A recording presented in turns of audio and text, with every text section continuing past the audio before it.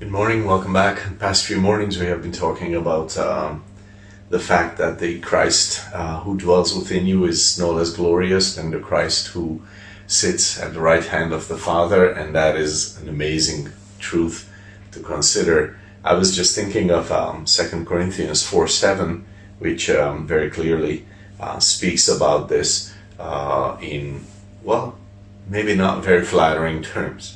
It says, "But we have this treasure in earthen vessels, that the excellency of the power may be of God and not of us." So the treasure is there, but then it's in clay, that in jars of clay, in you and me, human beings who are, well, not just prone to messing up, are weak, and so there's a lot of issues about that.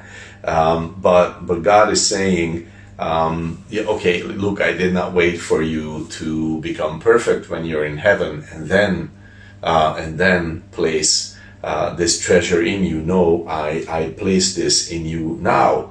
And that is amazing, because that means that God has deliberately chosen a fragile, dirty, not dirt, but made of dirt pot, your humanity, my humanity, to house the unsearchable riches of Christ, which is, that just really shouldn't be, in my opinion. But thank God I'm not God, so that's good news for both of us. Religious people, they try to they just keep trying to polish this this jar, and I don't know if you know, a clay jar, you cannot really polish that.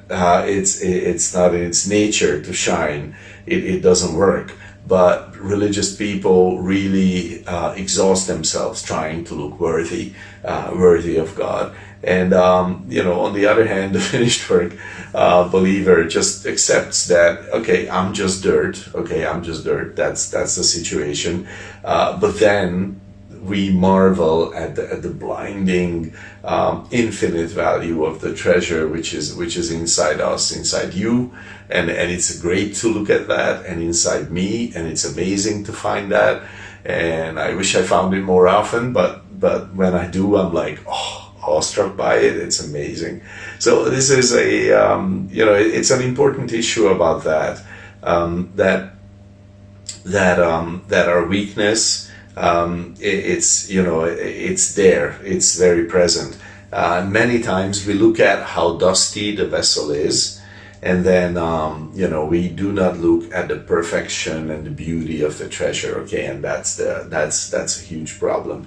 We look at the failure, the weakness, the stupidity that mars our lives, and then we just forget about the treasure, and then we live. And if someone asks, "Are you a Christian?" Yes. "Do you believe in Jesus?" Yes, absolutely. "And does it affect my life?" And the answer is no. I'm finding that the clay affects my life a lot more.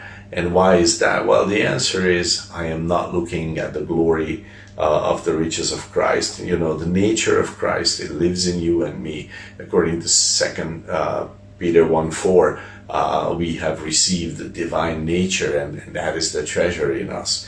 So this is important. Your flaws, the flaws of your walk, they do not disqualify you. They are just sort of an ever-present contrast to His glory as long as we live here. And one day, that contrast won't be there. It's just all going to be His glory through and through. And we're waiting for that day. God bless your day.